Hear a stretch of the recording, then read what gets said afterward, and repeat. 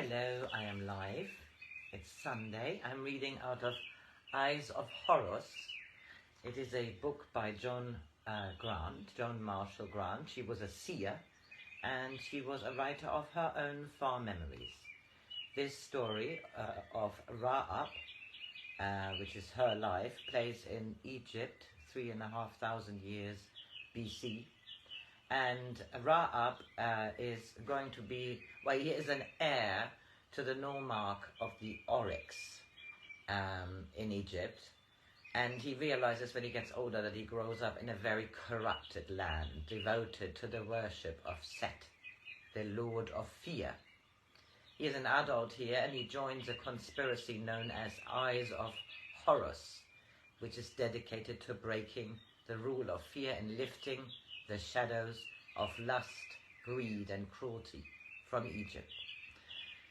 Well, he's now traveling in the royal city, and this chapter, this is part 5, is entitled, he's married now to Mary, KHNUM the Potter. In Mary's company, Father looked happier than I had ever seen him. He had expected us to want a house of our own, and when she told him we would prefer to have a new wing added to the great house, he warmed to a deeper affection than he had ever felt for Kios and me. I was a little disappointed at her decision, for I wanted us to live in a house we designed together, and which had no previous associations. When I told her this, she said, "I would really have preferred that too, Ra. But didn't you see how happy it made him, because we wanted to stay here? He has been so lonely, and always afraid of intruding his sorrow on other people. That's why he shuts himself away, as though grief were a pestilence, which could spread to those who are nearest him." I know, and in a way, he's right. Grief is a kind of disease which can infect other people. He shan't make you unhappy. I won't let him. Can't you say you've changed your mind? And go away without even trying to cure him? The watchers are to cure people of being unhappy, and Father's sorrow is a kind of illness. He even admitted it to me. To live on hope is almost as bad as starving on fear. He takes no real interest in the present, because he's waiting for death to reunite him with your mother. He can't look into the future, so he tries to recreate the past. It's only another way of avoiding the present. Have you realized that's why he is so engrossed in old records? I don't think you're right there, Mary. He says he searches the past to find a better pattern for the future. Then why is he interested in the age of a papyrus?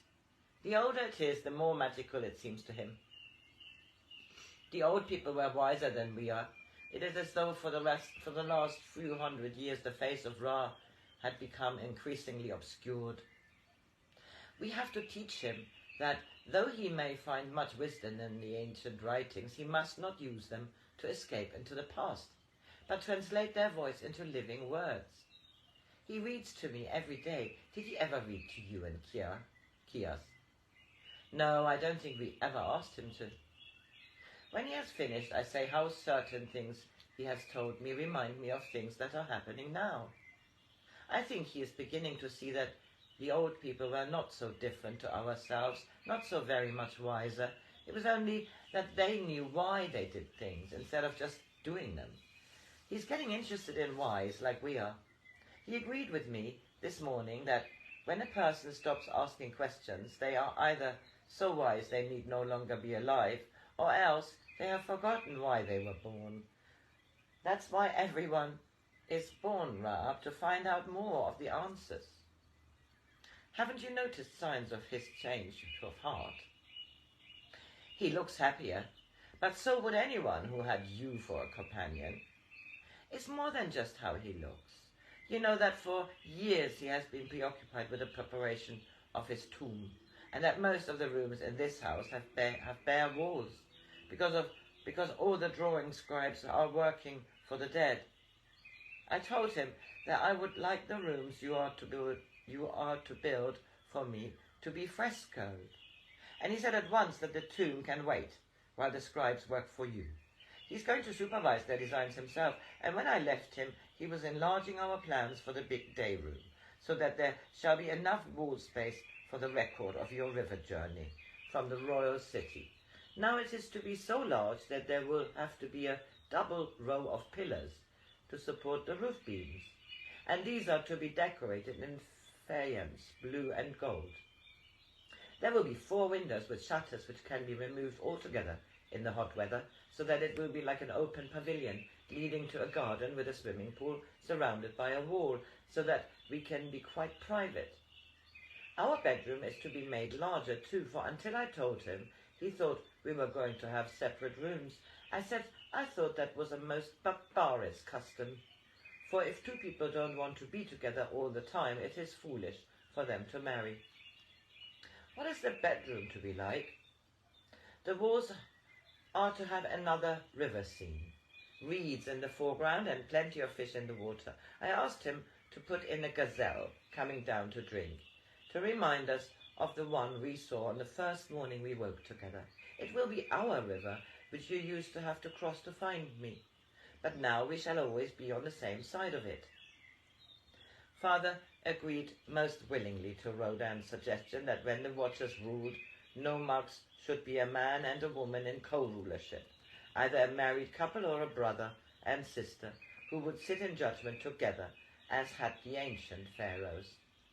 In preparation for the time when we should have absolute authority, Mary and I gave audience every 7th day, there being too few petitioners in the oryx for it to be necessary to dispense justice every 4th day, as was the custom in most other realms. Together we made journeys to all parts of the oryx. In towns we stayed with the overseer, and when in a village with the headman. In time, Mary came to know every rung of the ladder which stretched from us to all our people, and wherever we went we were received as though we were kinsmen. Against this quiet background to our lives, the frieze of the coming conflict gradually assumed its final shape. Every day brought fresh news of preparations completed beyond the oryx, and yet more decisions were reached as to what judgment should be given when the time came.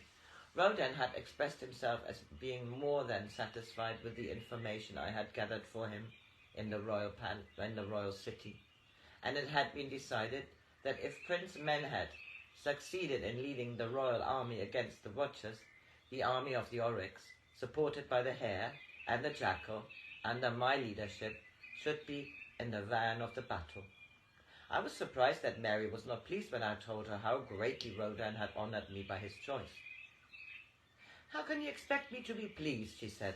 "No woman who loves her husband wants him to gain honour in battle. It's far too dangerous. Sometimes I wish you were more like your father instead of being a soldier. Couldn't Sebek lead the oryx instead of you?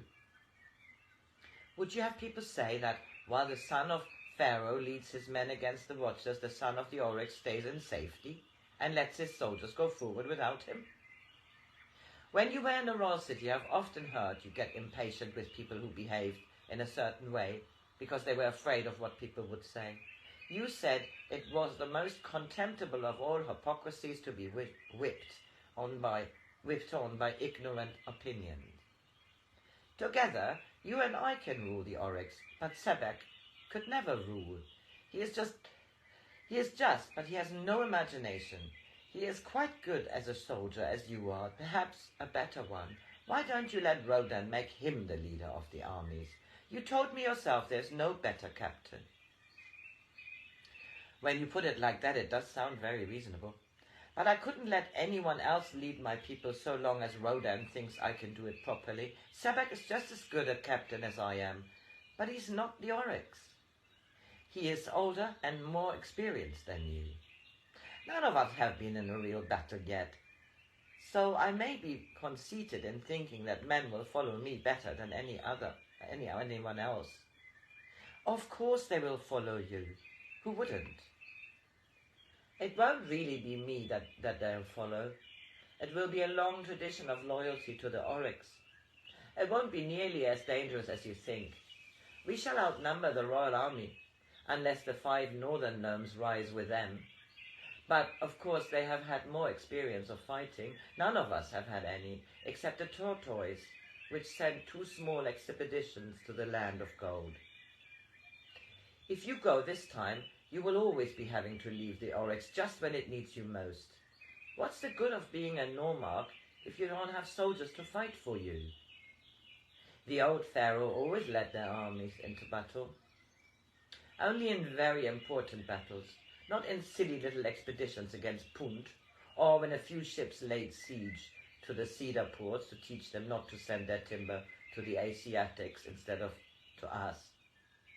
This was the first time I had ever had to do something which made her unhappy, and I found it very difficult. I said, Rodan wouldn't have told me to lead the Oryx unless he was sure it was right. I shan't be killed unless I'm due to die anyway. That's one of the things you believe which I am not sure about, though Rodan believes it, and so does Neferank.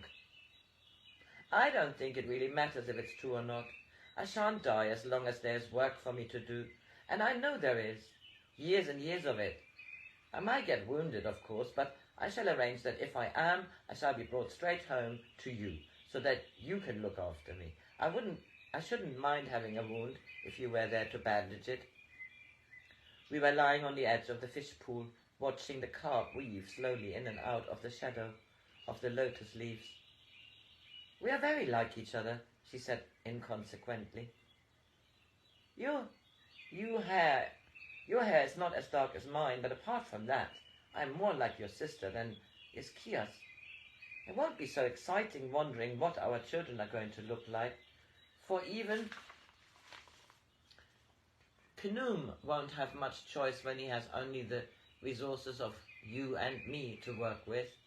Now, if you had been a foreigner, or I had had red hair, there would have been so many more possibilities. Perhaps we shan't have any children. Wouldn't they be rather an interruption to us being alone together? Oh, we could have plenty of nurses and things to look after them, and I expect they'll be so specially nice that we'll be very fond of them. Do you think parents really are fond of their children? We don't know what proper parents feel.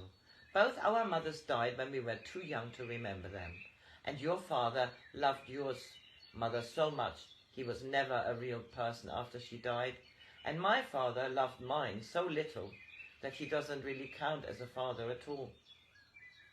I don't think we had better have any children until the Watchers have settled everything. I do, said Mary firmly. I'm going to have one as soon as I can manage it. You might be more careful of yourself if you didn't want your son to be born an orphan. Now, Mary always used to say that KHNUM the potter must have been listening to our conversation, for that afternoon he started to spin a new body for our first child.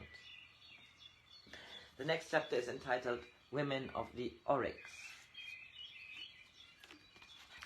Happy Sunday.